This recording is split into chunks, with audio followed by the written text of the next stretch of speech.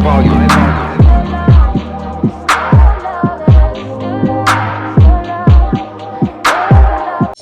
up guys, welcome back to my channel. In today's video I am gonna be installing a wig from SLOVE HAIR. The wig came in this beautiful black box with the magnetic opening, and it also came with a lot of goodies that which I'm showing right now.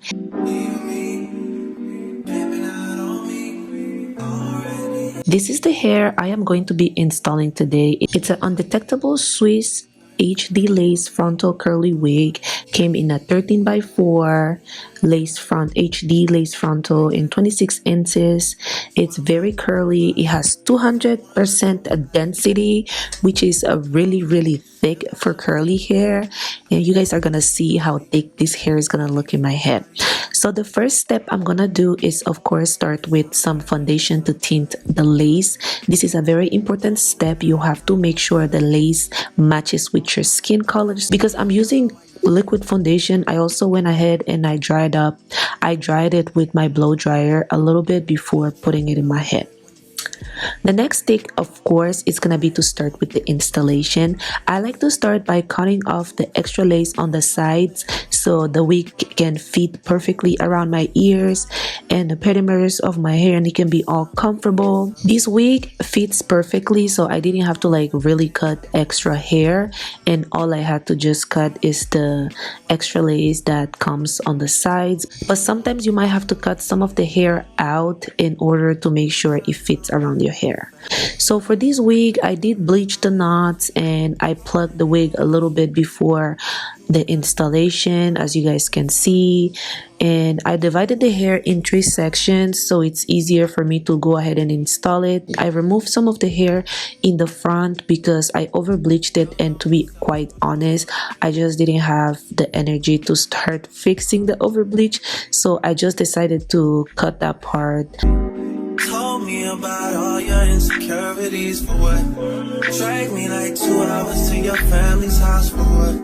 Said you need some time, but I should stick around. So to install this hair, I'm gonna be using ebine lace spray. You guys already know that's my favorite adhesive for my wigs because it's durable, it's easy to wear, it doesn't make me break out, and it's easy to remove in case I need to film another video.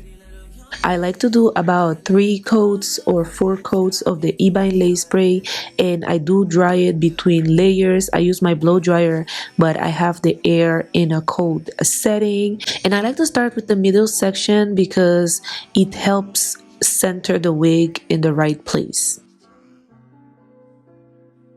After I'm done applying all the coats of ebine lace spray that I feel like I need, I'm gonna take a rat tail comb and I'm gonna start pressing down the wig. I'm also gonna use my blow dryer in a cold air setting so it can dry up the lace and the glue and melt everything together into my skin.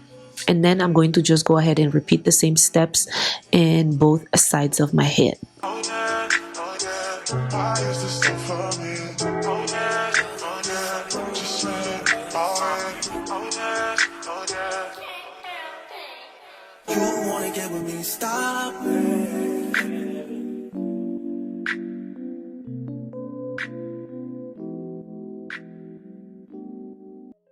This hair is literally so pretty. The curls are so soft. I honestly was so impressed with this hair because the curls were very soft.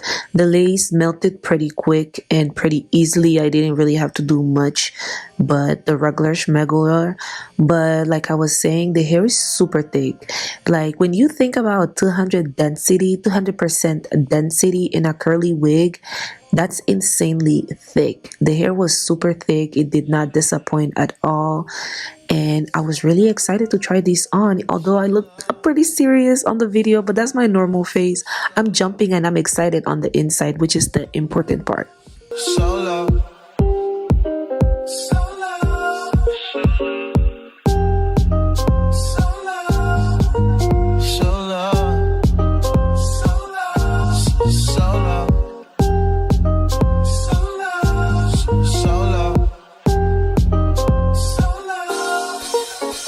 It's hell on earth and the city's on fire.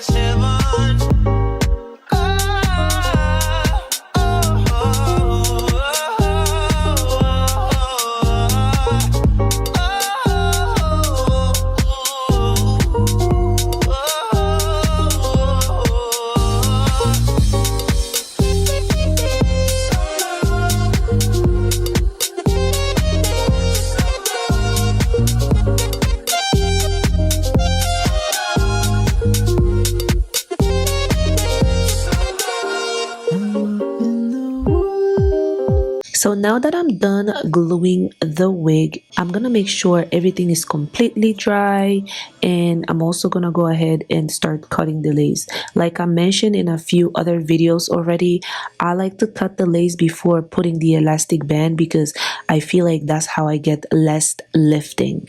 Usually when I put the elastic band before cutting the hair, by the time I have to cut the lace, it just lifts the lace a little too much.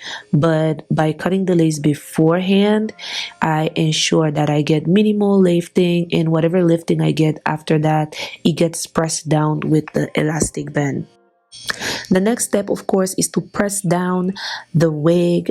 You don't have to do that. I know people that love their wigs to be fluffy and thick on the top when it's curly, but me personally, I like the top of my wig to be flat, and I decided to do a side part, so I am making sure everything is pressed down correctly. I'm using wax stick and my hot comb to make sure everything is pressed down. I'm pressing down in smaller sections to make sure everything is flat as I like it. Drag me like 2 hours to your family's house for what? Said you need some time, but I should stick around for what? Always felt like sticking around's the same as being stuck. That's that shit that drives me crazy. It like guns with the aching and getting under my skin. Pretty little young thing, had a nigga convinced, got me too excited.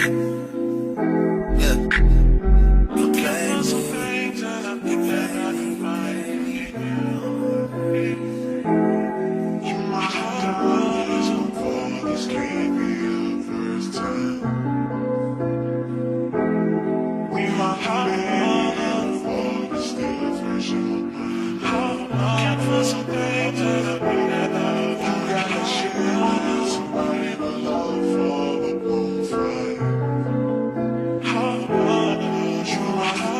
And then to style the hair, I'm gonna show you guys the hair, how it looks when it's wet and when it's dry. My spray bottle broke, so I had to go get my hair wet in the bathroom. But this is a side-by-side comparison of the hair when it's dry and when it's wet. And this is the full head of my hair completely wet.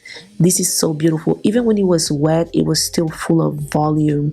It was so much hair. I just loved it.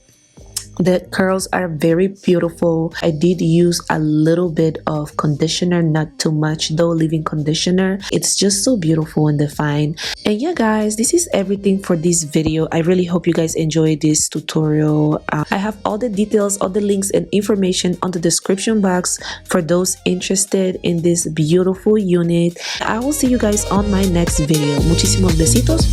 Mwah.